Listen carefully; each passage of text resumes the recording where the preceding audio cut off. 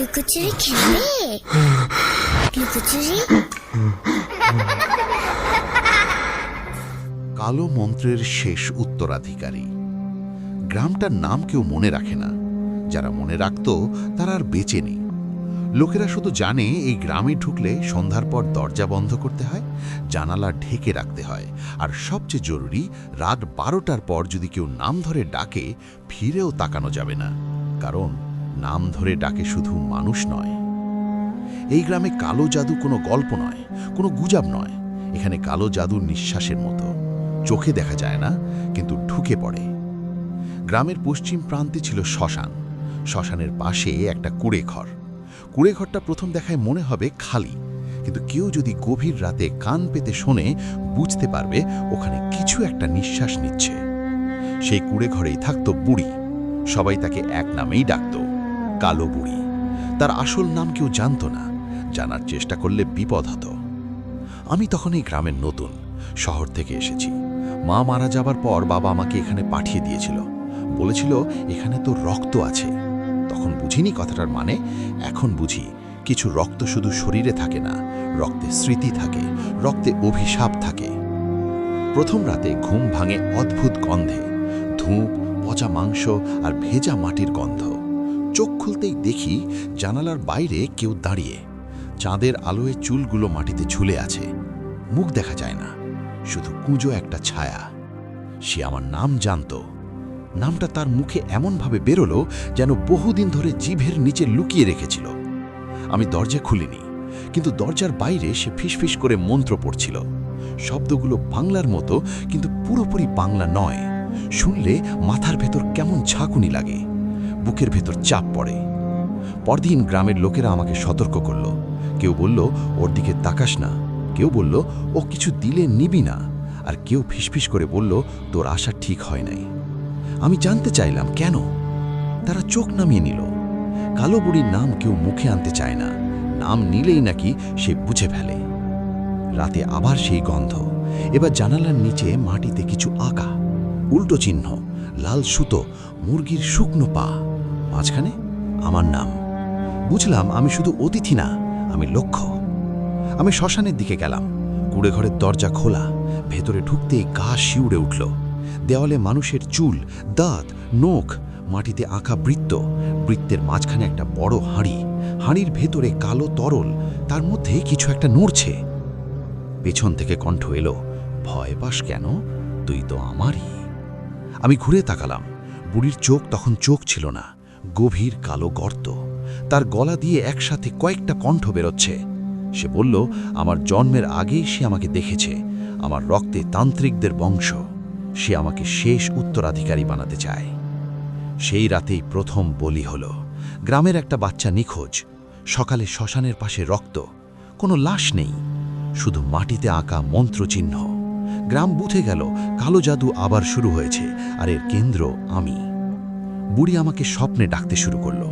স্বপ্নে আমি শ্মশানে দাঁড়িয়ে, আমার সামনে লাশ, আমার হাতে ছুরি, আর বুড়ি বলছে কাট, তবেই শক্তি পাবি। ঘুম ভেঙে দেখি হাত কাঁপছে, নখে শুকনো রক্ত। আমি পালাতে চেয়েছিলাম, কিন্তু এই গ্রাম ছেড়ে কেউ সহজে যায় না। যে যায় সে কিছু রেখে যায়, রক্ত, ছায়া অথবা আত্মা। বুড়ি এক রাতে সত্যি কথাটা বলল। সে একা নয়, সে শুধু বাহক। তার শরীরে আছে বহু তান্ত্রিকের আত্মা। তারা সবাই এক শরীর খুঁজছে, শক্ত শরীর, আমার শরীর। কালো জাদু শুধু মন্ত্র না, এটা উত্তরাধিকার, প্রজন্মের পর প্রজন্ম ধরে চলা একটা চুক্তি, আর সেই চুক্তির শেষ নাম আমার। শ্মশানের শেষ আচার শুরু হলো। চাঁদ লাল, বাতাস থেমে গেল, বুড়ি মন্ত্র পড়ছে, মাটি ফেটে উঠছে, মৃতরা নড়ছে। আমি পালাতে পারছি না, আমার শরীর আমার কথা শুনছে না। শেষ মুহূর্তে বুঝলাম কালো জাদু থেকে পালানোর একটাই উপায়, কাউকে না কাউকে এর ভার নিতে হবে। প্রশ্ন শুধু সে আমি না অন্য কেউ। বুড়ি হাসল, তার শরীর ভেঙে পড়ল, কিন্তু তার চোখ আমার ভেতরে ঢুকে গেল। গ্রাম বাঁচল, বুড়ি মরল, আর আমি আয়নার সামনে দাঁড়ালে এখন আর একা দেখি না নিজেকে।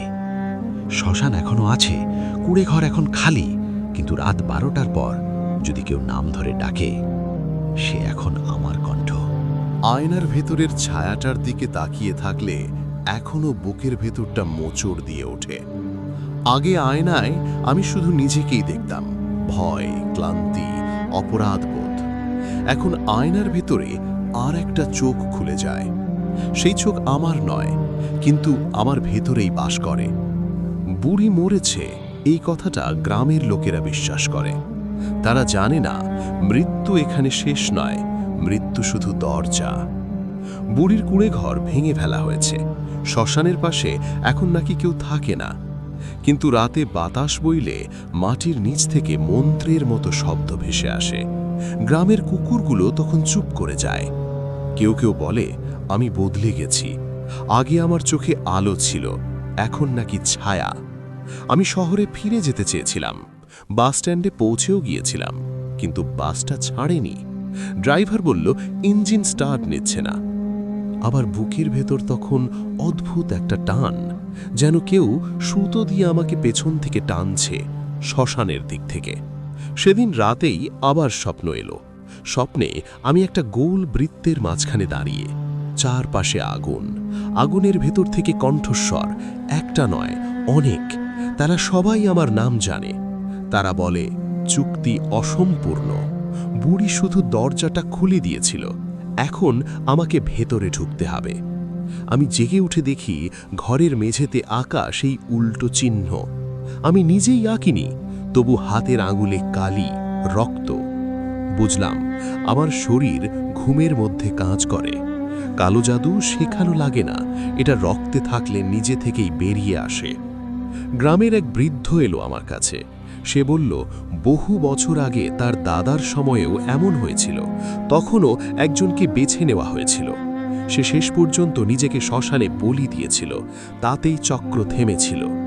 আমি বুঝলাম আমার সামনে দুটো পথ, নিজেকে শেষ করা অথবা এই কালো শক্তিকে বাঁচিয়ে রাখা।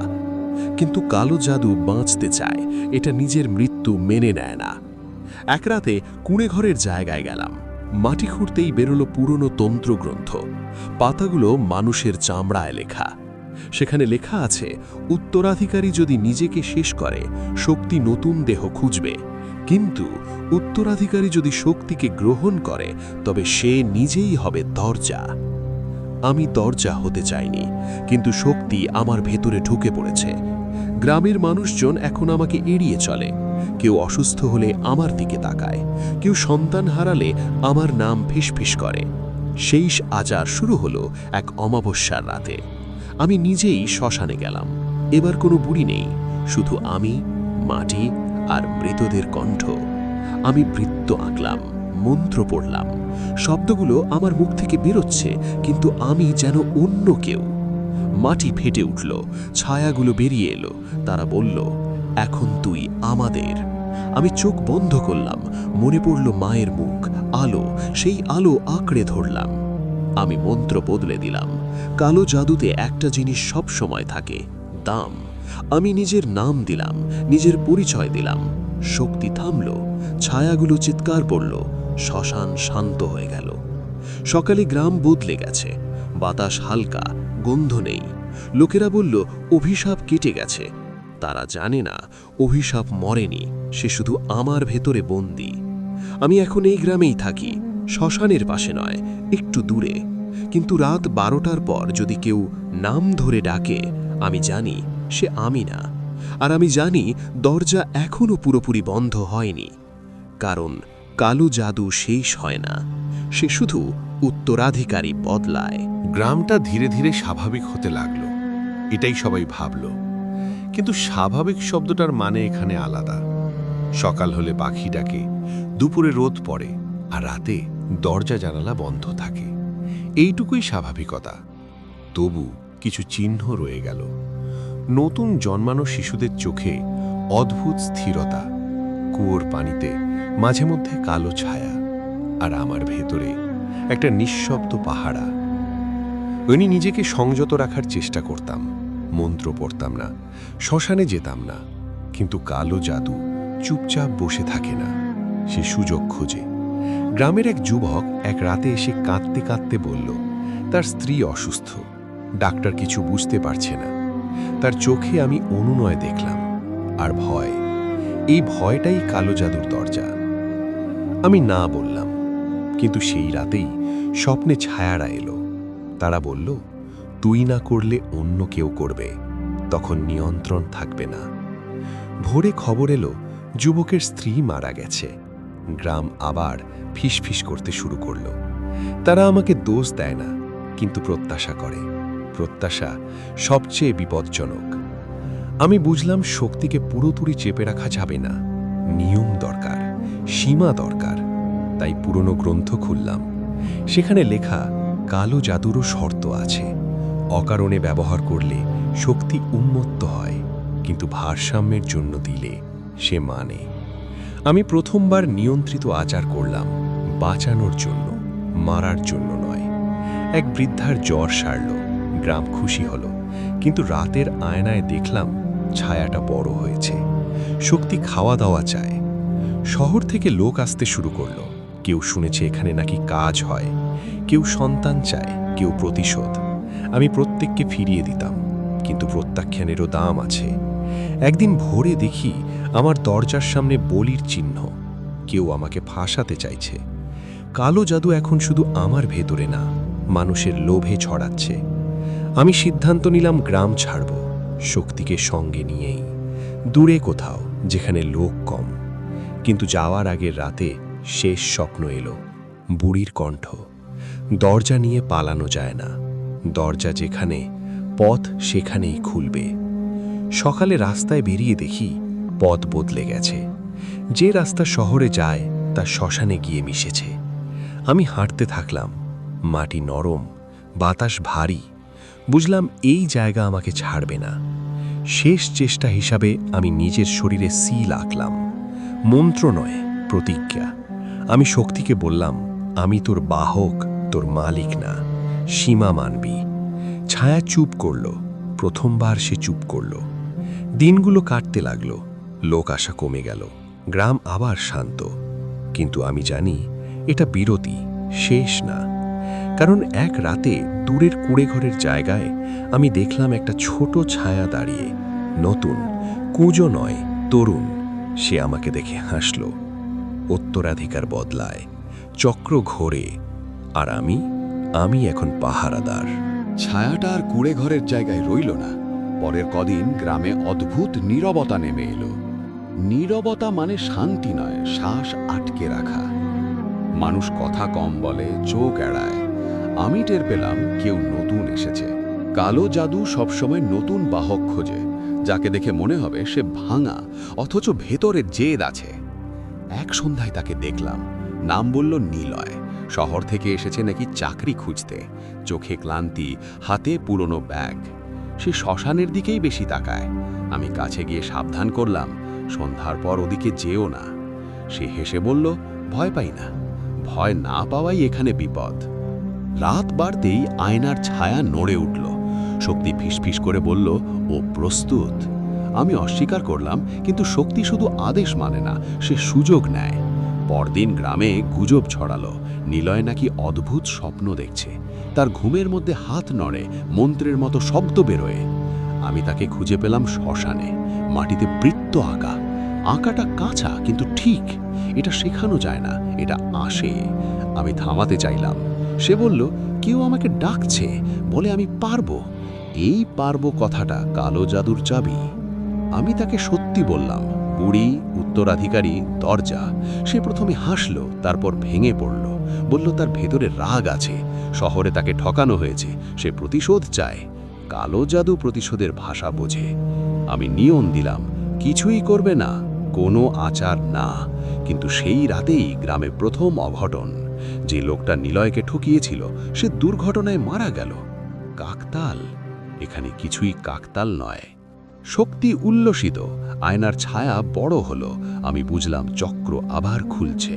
এবার দুই বাহক, আমি আর নিলয়। কালো জাদু একা থাকতে পছন্দ করে না, সে দ্বন্দ্ব চায়। আমি গ্রন্থ খুলে শেষ বিধান পড়লাম। লেখা আছে, যদি দুই বাহক থাকে, একজনকে দরজা বন্ধ করতে হবে, অন্যজনকে নিতে হবে ভার। মানে একজন হারাবে, একজন বাঁচবে। আমি নিলয়ের সামনে দাঁড়ালাম, তাকে বললাম, থাম। সে বলল দেরি হয়ে গেছে, তার চোখে আগুন। সে আচার শুরু করলো, মৃতদের কণ্ঠ উঠল, মাটি কাঁপল। আমি বাধা দিলাম, নিজের শরীরকে সিল হিসাবে ব্যবহার করলাম। শক্তি চিৎকার করল। শেষ মুহূর্তে নিলয় থামল। সে বুঝল প্রতিশোধের দাম খুব বেশি। সে বলল, আমি নিতে পারবো না। শক্তি তখন পথ বদলালো, আমার দিকে ঝাঁপালো। আমি প্রস্তুত ছিলাম। নিজের নাম, স্মৃতি, পরিচয় সব ছেড়ে দিলাম। দরজা বন্ধ হলো। ভোরে গ্রাম জেগে উঠল। নিলয় নেই, শ্মশান শান্ত। মানুষ বলল অভিশাপ কেটে গেছে। তারা জানে না আমি এখন নামহীন। আমি আয়নায় তাকাই, ছায়া নেই, চোখে আলো নেই, অন্ধকারও না, মাঝখানে কিছু একটা শান্ত পাহারা। যদি কখনো এই গ্রামে আসো, সন্ধ্যার পর শ্মশানের পথে যেও না। আর যদি রাত 12টার পর কেউ নাম ধরে ডাকে, নামটা যদি তোমার মনে না থাকে, বুঝবে দরজা বন্ধ আছে। গল্পটি কেমন লাগলো? লাইক, কমেন্ট, সাবস্ক্রাইব করে আপনার মতামত জানাতে ভুলবেন না। ধন্যবাদ।